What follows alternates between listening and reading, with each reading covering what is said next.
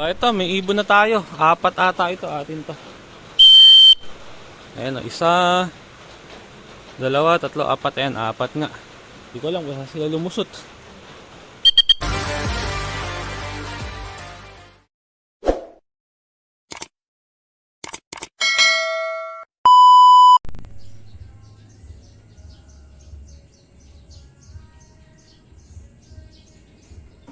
Yon mga utol, at magandang araw sa inyong lahat. Welcome back dito sa loob natin. So ngayon ay abangan tayo ng mga ibon natin para sa first club training. Kaso ayan ang nangyari, smash. So dapat ang release point ng mga ibon natin ngayong first club training ay Talavera, Nueva Ecija. Kaso ay hindi nakapag-release ang BFRC sa Talavera kanina dahil nga sa lagay ng panahon. Ayan, maulan. Mula pa kagabi maulan din dito sa amin.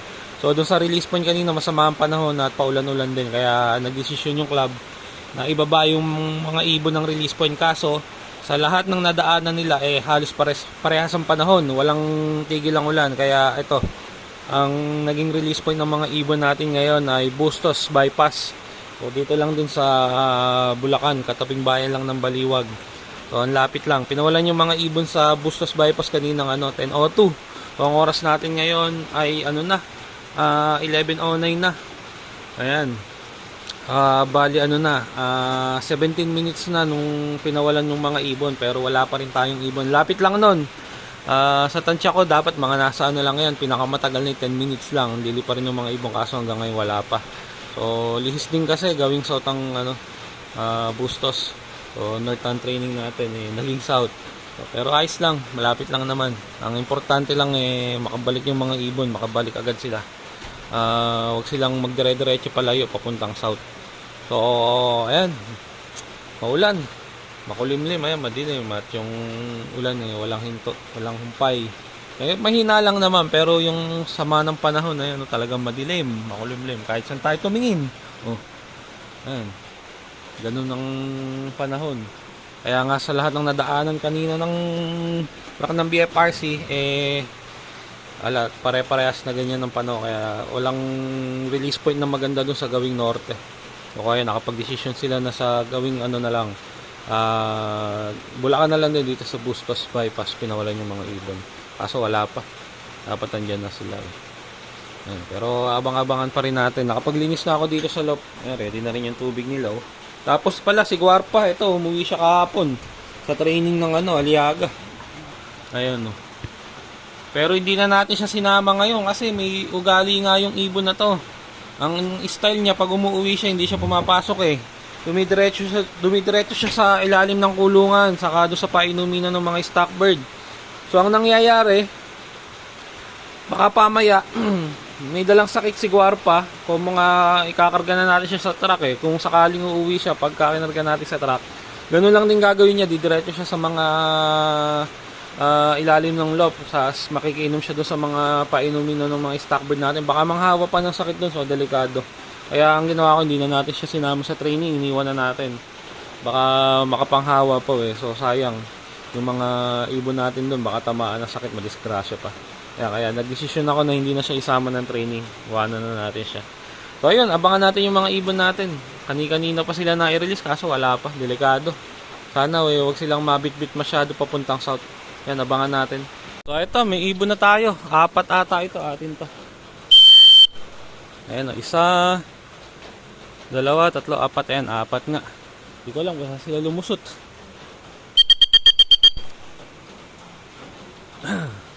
Ayan, first 4 birds natin. Ayan, talagang masama ang panahon kahit saan tayo lumingon. Talagang pangit ang panahon. 4 sa 12. First club training nila, ganyan ang nangyari. Parang hindi ata sa akin yung checkered kasi pangit yung pakpak Parang wala akong ganun na ibon na sira yung pakpak. Mukhang hindi nga ata sa akin yun. Malalaan pagbaba. Tayo pang magsibaba ng ibon Babasa tayo ng ulan. Mukhang hindi nga sa akin yung checkered na yun Ayan, bumaba na. Ayun, sa akin nga. Sa akin lahat. Siguro naglaglag ng pakpak. Ayan, basa yung mga ibon. Ayan, basa sila. Ayan, sa akin nga lahat apat oh. Basang-basa sila, parang mga naligo. Ayan pa isa natin. Ayan, first 4 birds. Apat pa lang eh.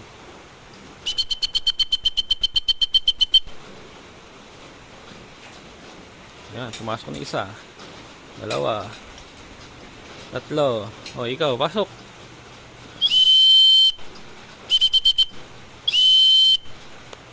Ayan, 4 birds.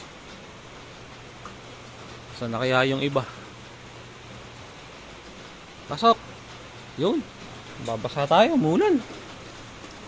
Ayan, apat. Unang apat na ibon.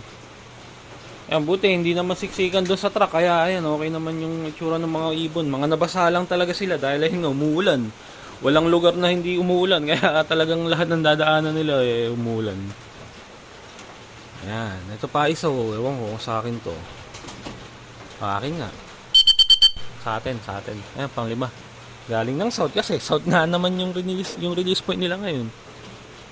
Sana. Si Slate. Ayan, si Slate natin. Ito yung nababa, hindi na mababa dyan yan. Ayan.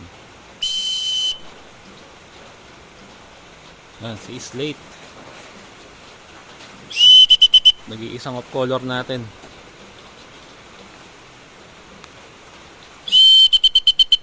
Basang-basa din. Kawawa talaga.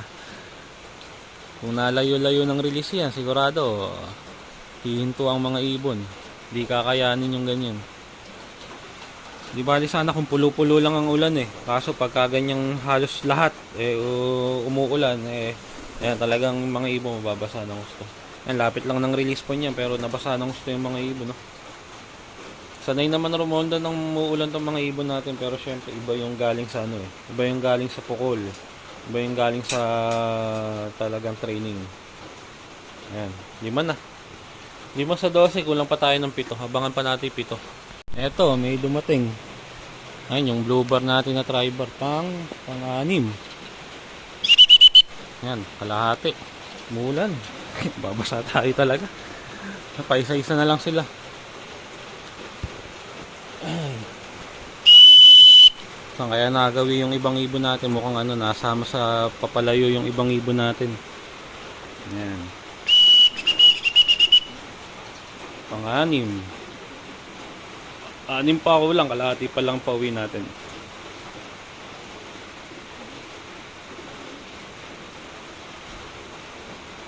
Ay pang pumasok.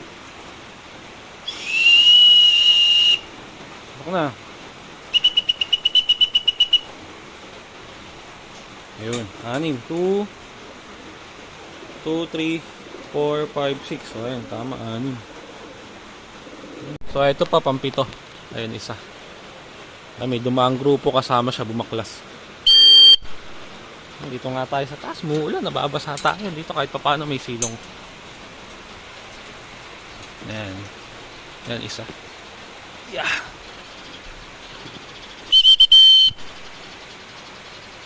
Ang ganda sana kung doon na tayo nag-aabang sa bagong loop natin. Kaso hindi pa mayari-yari. Yung mga pinto hindi pa rin nagagawa. Pero nitong linggo na to, baka gawin na. Ayan, isa natin, napura parilipad, Yayabang, may kasama isa. Pero may isa pa, ewan ko kung sa atin din. Ayan, mukhang sa atin nga.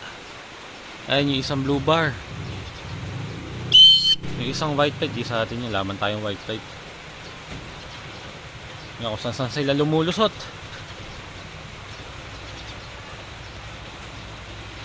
Ayan, baba na. Blue bar nga ba o light check? Makulimlim kasi hindi ko makita na maayos eh.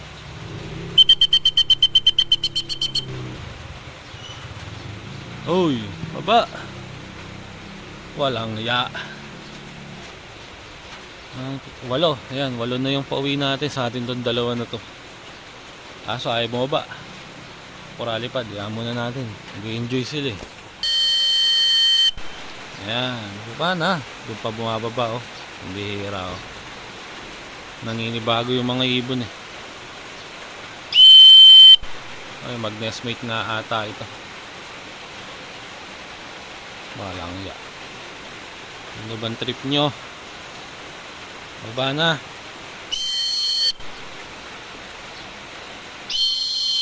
Ayan. So, kaya naman pala bumaba. Ayan, yung mag-nestmate nga. Ayan, mag-nestmate yung dalawa na yan. Ito pa isa. Ay, hindi sa akin. Ayan, bumaan lang. Pasok na. Basang-basa kayong parehas. Bali, 6, 7, 8. 8 na. 9, 10, 11, 12. 4 na lang ang kulang natin. Ayaw pang pumasok nitong dalawa. Yan lang natin yun. Papasok din yun maya maya. Kaya, masok na yung dalawa. Eto, yan. May dumating tayo. Isa. Ayun. Ayan, sino kaya ito?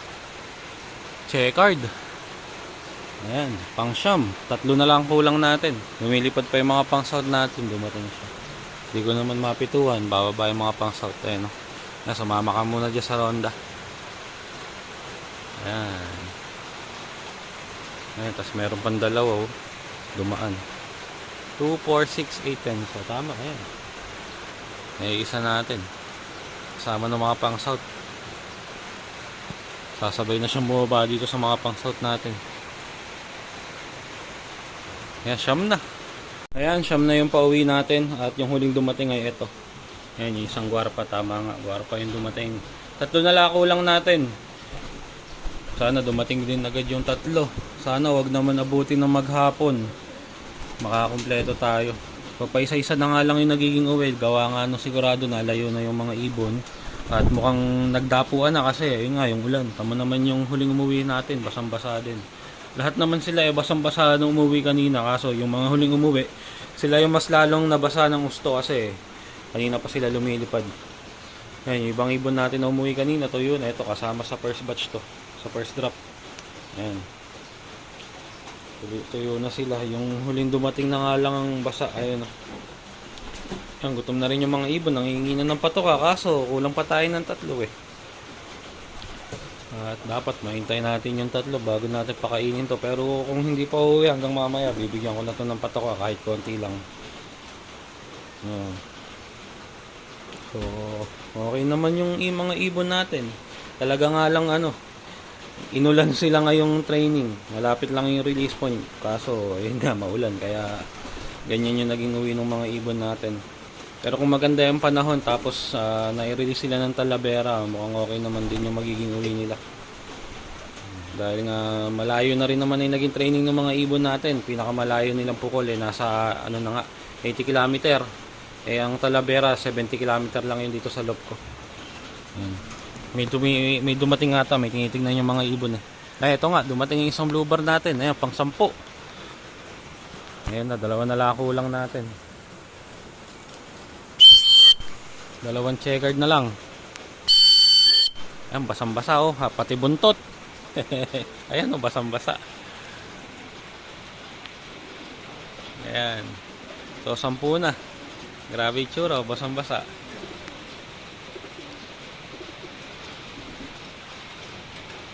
Pasok na, sige na. So, 2 na lang ang kulang. Nakakasampu na tayo sa 12. Ayan, puti may dumating na 2 na lang. Sana maya-maya andyan na rin yung 2 na yon. Ayan, basang-basa yung ibon, no? Ayan, so balikan ko na lang kayo. Ayan mga utol, pinakain ko na yung mga ibon natin. So hindi ko na inintay yung 2 kulang natin kasi alas 12 na, masyado nang late. At kaya kailangan na natin pakainin din yung mga ibon. At mamaya kakain na lang ng bukod yung 2 kung sakaling uuwi sila mamaya. Ayan, 2 gwarpa na lang ang kulang natin. Yung BBC ko na young bird, kompleto na.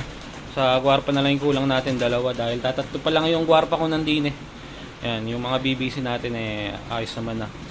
So ayan, at hanggang dito na lang din yung video natin mga utol. Update ko na lang kayo kung sakaling uuwi yung 2 ibon natin. So maraming salamat sa panonood mga utol.